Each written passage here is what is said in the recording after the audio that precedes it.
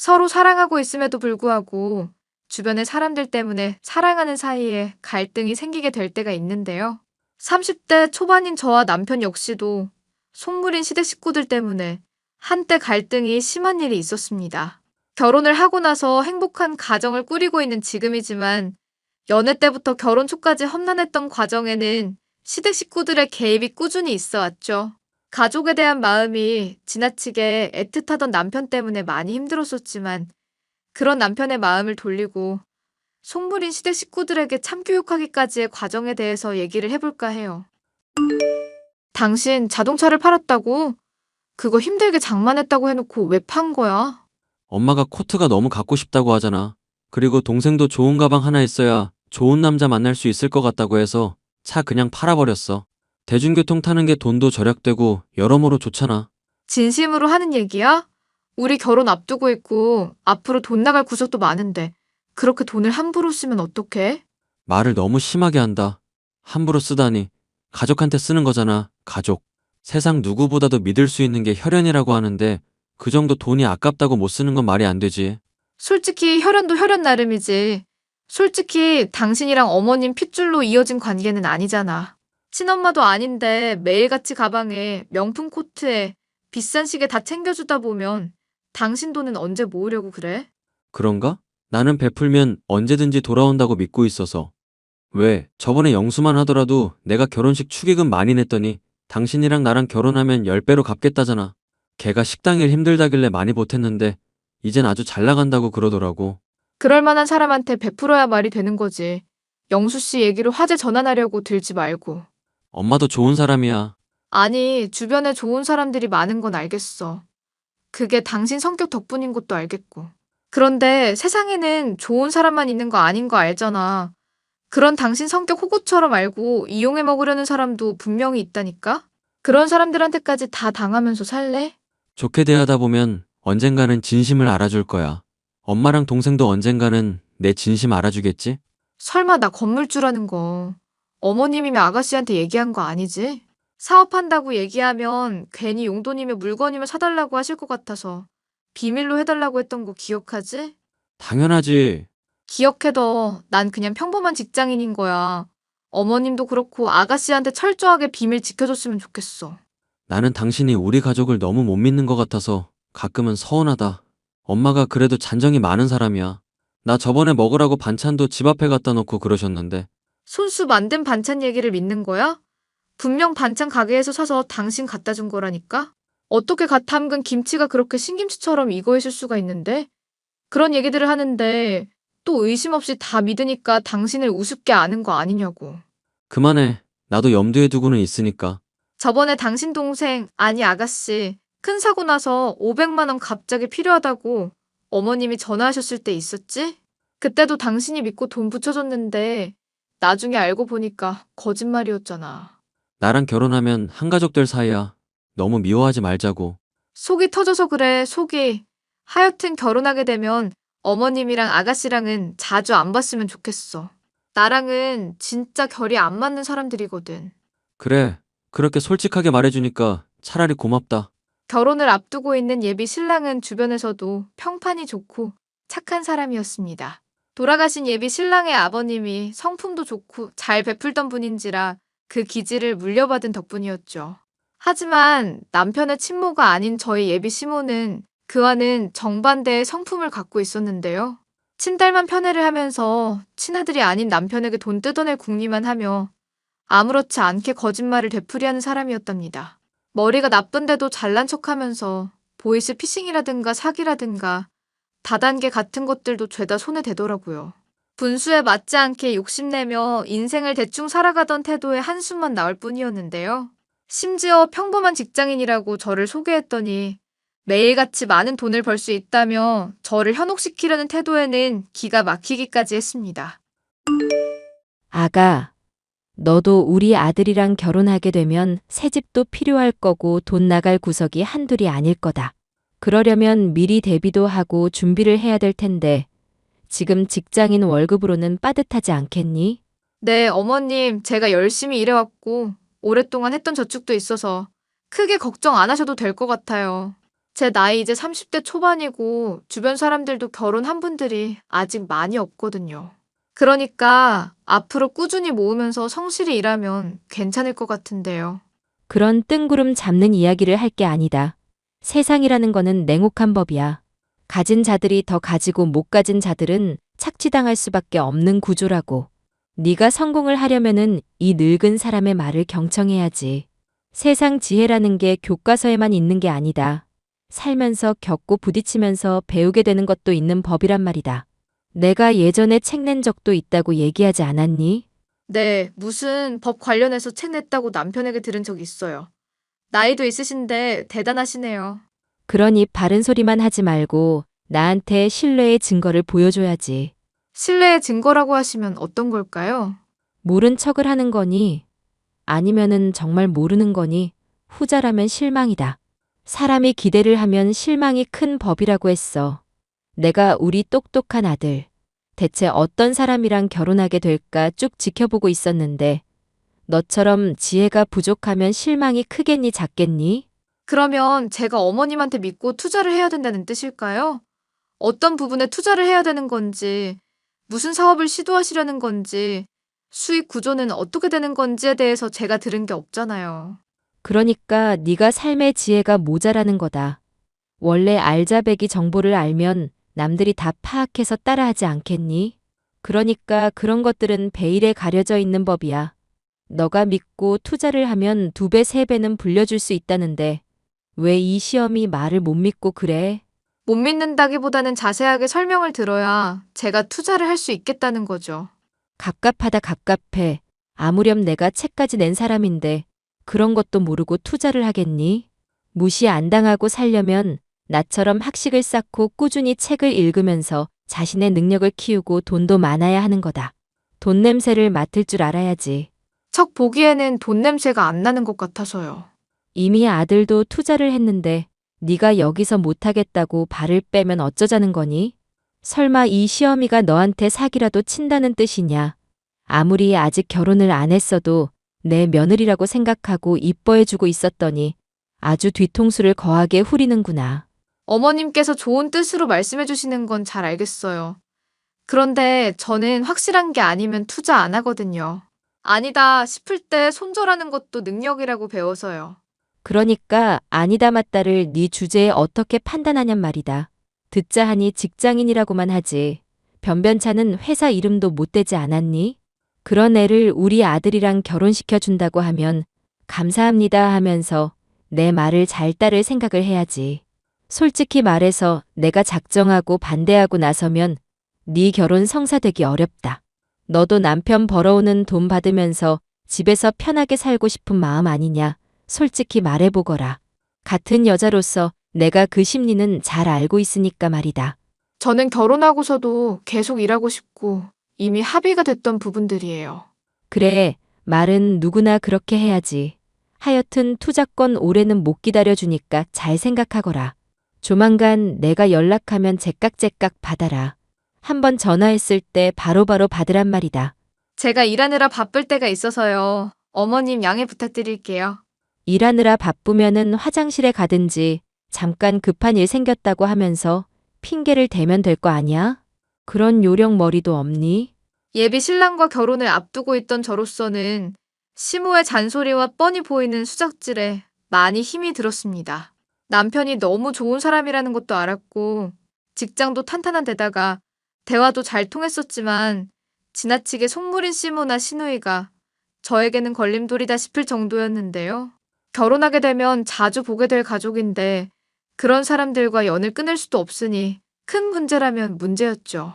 무엇보다 제게 매일같이 전화를 해서 투자를 하라고 종용하는 시간이 나날이 길어지고 있었던 것도 큰 스트레스였습니다. 나 더 이상은 힘들어. 결혼하기 전인데 벌써부터 시집살이 하는 기분이야. 투자를 하라고 하루에 몇 시간씩 바쁜 사람을 붙잡고 통화를 해대니까 사업에도 지장이 생길 지경이라고. 미안. 엄마한테 분명히 얘기를 했는데도 자꾸 그러시네.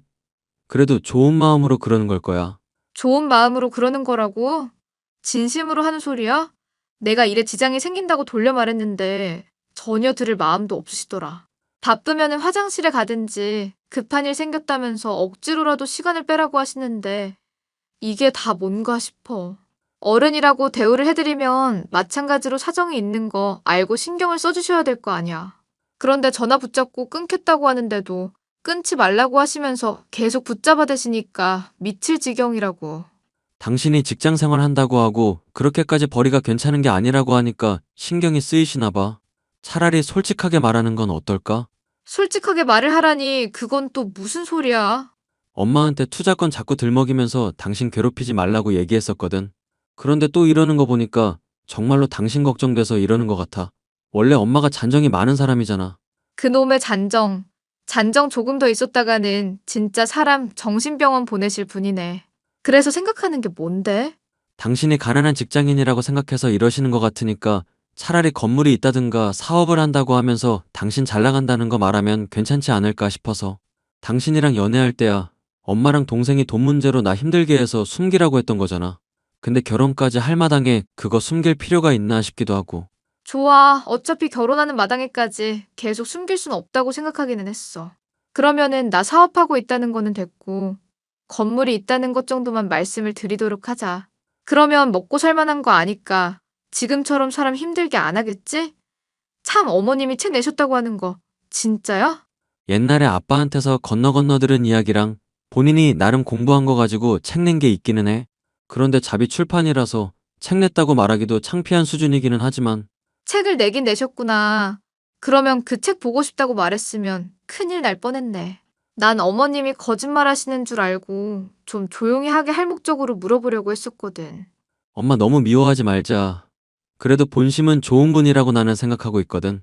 아버지 돌아가시고 나 많이 흔들렸을 때 가족이라면서 붙잡아주기도 하셨고. 그리고 내가 전에 말했었잖아. 한번 몸 크게 아픈 적이 있어서 정신없었을 때 하루 종일 간호해준 적도 있었다고. 사람이 누군지 분간도 안 될 정도로 눈도 제대로 안 보이고 힘들어서 며칠 동안 죽는 줄 알았는데 엄마가 간호해줘서. 이거는 진짜 가족이니까 가능한 거구나. 그렇게 생각했었다고. 나도 그 얘기 들으니까 그나마 당신 말 믿어지는 거야. 표현하기는 틱틱대는 것 같아도 정은 있으신 분이구나. 그렇게 생각되는 거라고. 결국 저는 예비 신랑의 조언에 따라서 제가 사업을 하고 있는 것은 공개하지 않았으나 건물이 있다는 것은 얘기를 했는데요. 그러자 예비 시모의 투자 권유는 더더욱 극성을 띠기 시작했습니다. 저와 남편의 예상과는 전혀 다른 흐름이었죠. 예. 내가 술까지 마시고 이렇게 너한테 애원을 해야겠니? 내가 정말로 답답해서 그래. 좋은 기회가 있는데 왜 그걸 놓치냔 말이다. 어머님, 저 결혼식 준비 때문에 많이 바빠요. 힘드니까 하루에 전화하는 시간은 조금 줄여주시면 안 될까요? 매일같이 전화를 받으니까 업무에 지장이 생길 지경이네요. 그런 식으로 매몰차게 말하지 말거라. 나는 좋은 마음에 그러는 건데 네가 자꾸 거부를 하고 있으니까 답답해서 이러는 거잖니? 사람이 말을 하면 새겨들을 생각을 해야 되는 거다. 아무리 쓸모가 없어 보이는 거라고 해도 그 안에서 지혜를 발견하고 좋은 부분을 찾아내야 하는 거라고. 개똥도 약에 쓰려면 없다는 말 들어보지 않았니? 네, 들어봤어요. 저도 나름대로 책 같은 거 많이 읽어서 잘 알고 있는 말이고요. 네가 잘 알고 있다고 생각하지만 실제로는 잘 모르는 것 같아서 하는 말이다. 사람이 말이다. 머리로 아는 거랑 몸으로 아는 거랑은 전혀 차원이 다르다. 네가 못 누려본 것들이며 못 겪어본 것들이며 죄다 알고 있다고 생각하나 본데 그게 자만이라는 걸 알아야 해. 건물이 있다고 해서 그거를 언제까지고 먹고 살 만큼 굴릴 수 있을 것 같니? 당장 전쟁이라도 나면 그 건물들 있어봤자 다 소용없는 거다. 그러니까 사람이 투자를 하면서 적극적으로 움직이고 재산을 불려나갈 생각을 해야지. 왜 멍하니 가만히 있어서 기회를 날리냔 말이다. 전에 제가 먹고 사는 게 힘들 것 같다면서 걱정해 주신 거잖아요. 저 건물도 있고 거기서 나오는 돈으로 먹고 살 만큼은 벌어요. 그런데도 왜 자꾸 이렇게 걱정해 주시는 건지 이해가 안 가네요. 내가 답답해서 말을 하는 거다. 너 갑자기 애 낳았는데 희귀병이라도 걸린다고 생각해봐라. 솔직히 네가 나이가 아주 젊은 편은 아니지 않니? 근데 애 낳았는데 갑자기 장애가 있다거나 하면 깨질 돈이 한두 푼이겠어? 그럴 때 대비하려면 돈을 장만해 놔야 된다는 거다. 전에는 네가 돌멩이 정도 갖고 그거라도 안 굴리나 싶어서 갑갑한 마음이었으면 지금은 조금만 굴려도 큰 눈덩이 만들 수 있는데 왜 안 굴리나 싶어서 미칠 지경이란 말이다. 내가 너 때문에 끊었던 술을 다시 시작했다니까? 그렇게 걱정해 주시는 건 너무 감사한 일인데 제 나름대로는 어디에 투자를 해야 되고 어디에 써야 될지 계획이 있어서 그래요. 결혼 준비 때문에 많이 바쁜데 나중에 얘기하시는 건 어떨까요? 결혼 준비는 너 혼자 하니 세상 짐 너 혼자 짊어지고 있다고 생각하지 마라. 당장 정수가 결혼하는 것 때문에 미연이가 얼마나 심란한지 네가 알아. 좋은 남자들 만나야 될 시기에 돈이 부족해서 연애도 못하고 있잖니. 걔한테도 내가 얼마나 잔소리를 했는지 몰라. 돈 많은 남자를 만나라든가 돈을 미리 갖고 있어야 돈 많은 남자를 만날 가능성도 높아진다든가 하는 식으로 말이야. 그런데 내 말 안 듣다가 결혼 정년기 다 왔는데도 지금 남자 제대로 하나 못 물고 있는 상황 아니냐? 아가씨가 돈 많은 남자를 만나건 말건 사실 저로서는 상관없는 이야기 아닐까요? 저는 아가씨에 대해서 잘 모르고 아가씨가 어머님 말씀 안 들은 게 제 잘못도 아니니까요. 지금 상관이 없다고 말을 하려는 거니 결혼하게 되면 다 한 가족 아니냐? 그런데 네가 지금 상관없다고 말하니까 아주 당혹스럽구나. 아니면 내가 지금 술에 취해서 네 말을 제대로 못 알아들은 거니? 똑바로 얘기해 보거라. 아니에요. 어머님 제가 말이 지나쳤어요. 일단 술 깨시고 나중에 이야기를 해보기로 하죠. 제가 먹고 살만하다는 것을 알리면 마음을 돌리고 투자 권유를 하지 않을 줄 알았지만 오히려 더 극성인 시어머니였습니다. 이 문제를 놓고 저는 예비 신랑에게 따지려고 했었는데 그러지는 못했죠. 예비 신랑의 침울한 표정을 보았기 때문인데요. 표정이 왜 그래? 하늘이라도 무너진 사람처럼. 아니야. 그냥 결혼 준비 때문에 바쁘기도 하고 여러모로 신경 쓸 때가 많아져서 그런 거지. 솔직하게 말해봐. 이런 이유가 있을 거 아니야. 당신 아무리 힘들어도 껄껄거리면서 웃어넘기던 사람이었잖아. 어머님이 거짓말로 몇백만 원 뜯어갔을 때도 멀쩡해 보이던 사람이 그런 표정을 짓고 있는데 그냥 넘어가라고? 모르겠다. 사실은 내가 이렇게 인생을 사는 게 맞나? 회의감이 들기 시작했어. 누굴 믿어야 할지도 모르겠고. 그러니까 나한테 이야기를 해보라고. 결혼할 예비 신부한테도 말을 못하고 있으면 어쩌자는 거야? 엄마 말이야. 나한테 신경 쓴다는 거 거짓말일지도 모른다는 생각이 들어서. 피는 안 이어져 있지만 길은 정 있다면서 가족이라더니 당신이 그런 소리를 하니까 참 신기하다. 왜 그런 결론에 도달하게 된 건데? 엄마가 최근에 술 많이 마시면서 당신들들 복가됐잖아. 그래서 나도 그러지 말라고 화낸 적 있었거든. 그랬더니 엄마가 핸드폰 집어던지면서 성질내다가 나한테 핸드폰까지 집어던졌거든. 세상에, 당신은 괜찮아? 핸드폰 고쳐오라고 하긴 하더라. 겉보다 나 정말 아파서 죽을 것처럼 힘들었을 때 간호해준 사람 엄마 아니더라고. 그게 무슨 말이야? 아빠 돌아가셨을 때 사진이며 동영상이며 내가 남겨놓은 거 없어서 많이 심란하다고 했었던 건 기억나지? 그래서 엄마는 그런 거 찍어둔 거 있으려나 싶어서 사진이랑 동영상이며 대화 내용들 같은 거 다 백업해뒀었거든. 그런데 아빠랑 엄마가 나눈 대화 보니까 내가 알던 진실이 많이 다르다는 걸 알게 됐어. 그럼 당신 간호해준 사람이 누군데? 아빠랑 이웃집 아줌마가 돌봐준 거였어. 나는 나 힘든 걸 엄마 혼자서 감당해왔고 나 위해서 그런 거라고 생각했었는데 아니더라고.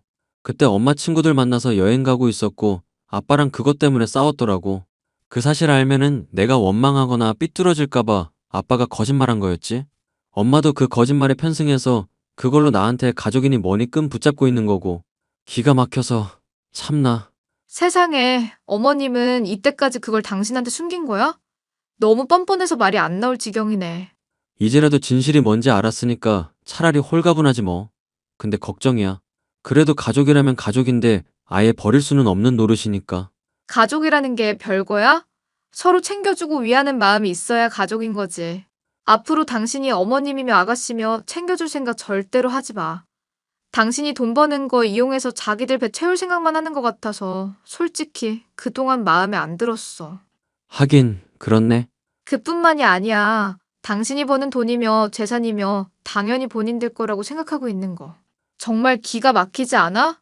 아가씨가 저번에 나랑 당신이랑 같이 있는 자리에서 했던 농담 기억하지? 당신 죽으면 사망보험금은 자기 거라고 했던 말 당신도 기억하고 있잖아. 확실히 그때 일 생각하면 나를 어떻게 보고 있는지 잘 알겠더라. 나는 이 사람들한테 그냥 돈줄 그 이상도 이하도 아닌 거라는 거. 우리 결혼하면 행복하게 살자. 이 사람들이 우리한테 어떻게 대하건 어떻게 나오건 신경 안 쓸 정도로 우리끼리 행복하면 되는 거잖아. 알겠지? 고마워. 나 정말로 당신한테 잘할게. 위기는 기회가 된다는 말이 있잖아요. 제가 건물을 갖고 있다는 사실을 알고 나서 저를 더 들들 볶아대던 시어머니가 취해 핸드폰을 박살낸 것이 전화위복이 되었죠. 작고 작은 우연이 겹친 것이지만 결과적으로 남편이 시어머니와 시누이에게 완전히 학을 떼게 되었으니 저로선 다행스러운 일이었죠. 이 문제 때문에 결혼을 해야 되나 마나 고민까지 하고 있던 저는 그 뒤 신속하게 결혼식도 올리고 신혼여행도 다녀올 수가 있었는데요. 결혼 때까지는 잠잠하던 시모는 이 같은 사실도 모른 채 또다시 헛소리를 해대더군요. 애미야, 결혼했으니까 네가 가진 건물 우리 아들 명의로 돌리거라. 건물을 명예 이전하라니요? 바쁜데 급하다고 하셔서 전화했더니 그게 무슨 소리세요? 아무래도 그런 집 같은 거나 건물 같은 거는 여자가 갖고 있는 것보다 남자가 갖고 있는 게 훨씬 더 든든하고 안전한 느낌이 들잖니.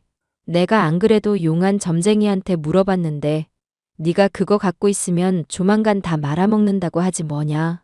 이거 정말 큰 일이다 싶어서 너한테 말을 해주는 거야. 이게 무려 100만 원이나 써서 알게 된 정보다. 하여튼 빨리 따르거라. 갑자기 점쟁이라니 그게 무슨 소린지 모르겠네요. 명의전은 또 뭔가 싶고요. 무엇보다 저 가진 건물 없는데요. 점쟁이가 용하진 않나 본데요? 뭐, 그게 무슨 소리니? 가진 건물이 없다니? 사실 어머님께서 저한테 너무 스트레스를 줘서 그랬던 거예요. 저 먹고 살기 힘들다고 생각하시고 챙겨주시는 거는 물론 고맙게 생각하고 있었죠.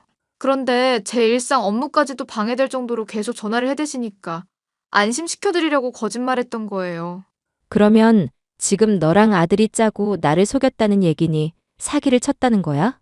사기라니 무슨 이야기를 그렇게까지 하세요? 그냥 전화 좀 덜 받고 싶어서 그런 거죠.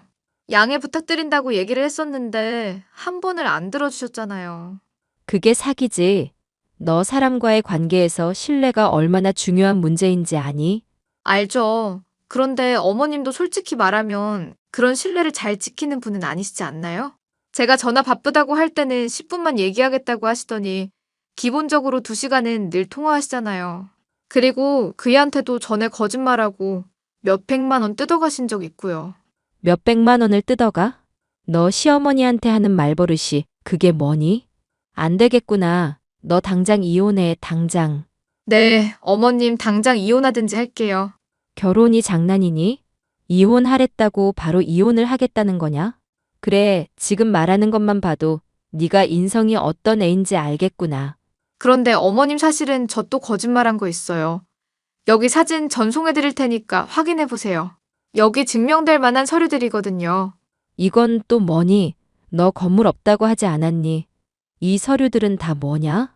어머님이 나중에 또 안 믿으실까 봐 미리 사진 찍어둔 거예요. 저 건물 가지고 있고요. 건물주 맞아요. 건물주가 맞으면은 맞는 거지. 왜 또 이 시어머니한테 거짓말을 하는 거냐?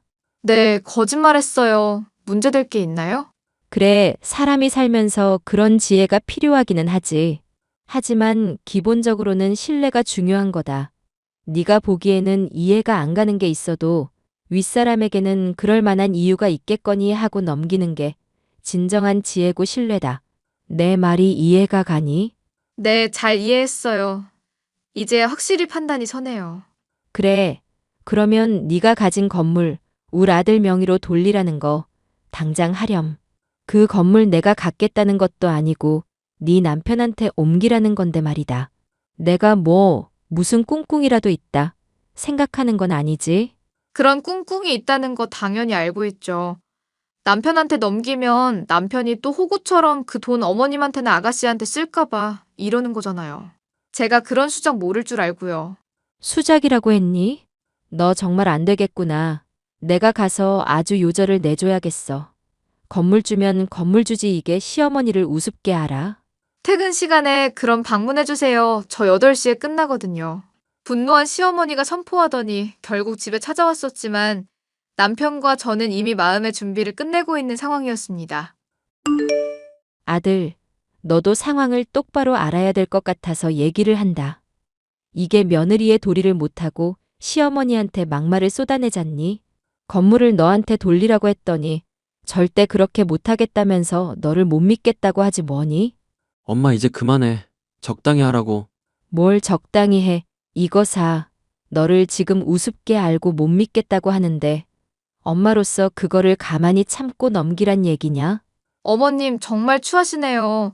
없던 말 만들어서 남편이랑 저랑 이간질하려고까지 하시는 거예요? 이미 저희 대화 나눈 거 녹음해뒀고 남편도 다 들었거든요. 엄마가 나를 어떻게 보고 있는지도 잘 알겠고, 이때까지 나를 어떻게 속여왔는지도 잘 알았어. 이제 우리 인연 끊자.